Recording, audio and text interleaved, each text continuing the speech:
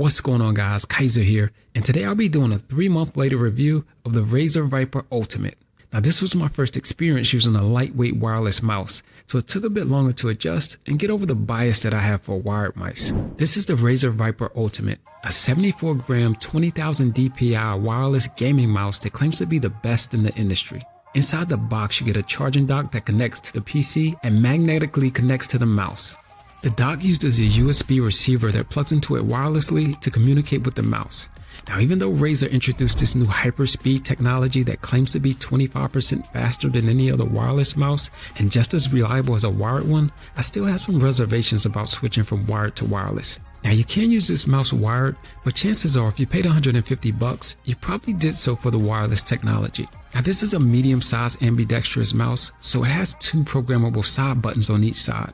Razer did a good job here developing this kind of middle-of-the-road design. It's not too big, not too small, and it accommodates left and right-handed gamers. Now, personally, I have smaller hands, so this mouse fits my palm/claw grip perfectly. Now, in terms of switches, this mouse uses optical switches, which uses infrared light beams to register clicks, allowing a response time of 0.2 milliseconds and a durability of up to 70 million clicks. Definitely didn't have time to test that. Here's how they sound.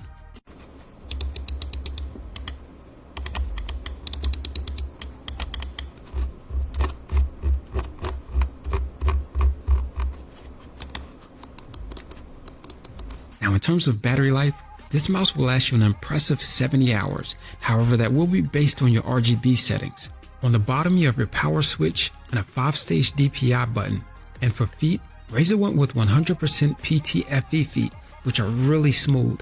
However, I don't think it's as smooth as my M65 Pro is or my MM800 micro mouse pad, but it is really close.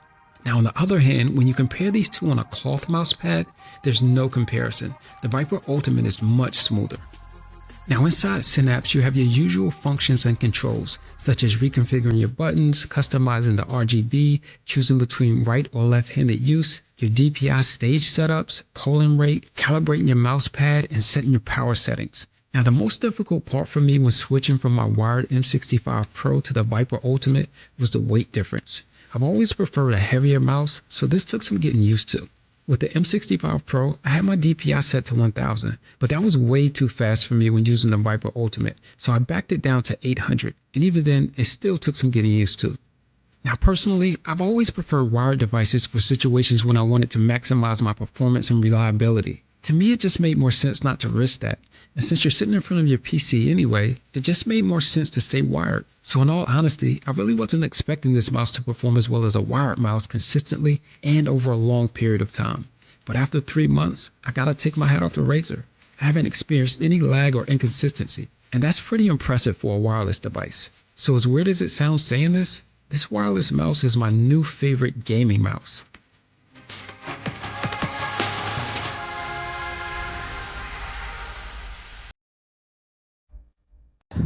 I bought my used, but overall it's really good.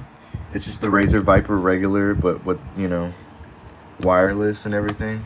The only problem that I have with this mouse, it might have been because the person that last used it or did it something with the software, but when I dock it or something, the RGB on the base doesn't follow the color of the mouse battery charging. You have to have, in my case, you have to have the software for it to do that, which is one thing I really don't like.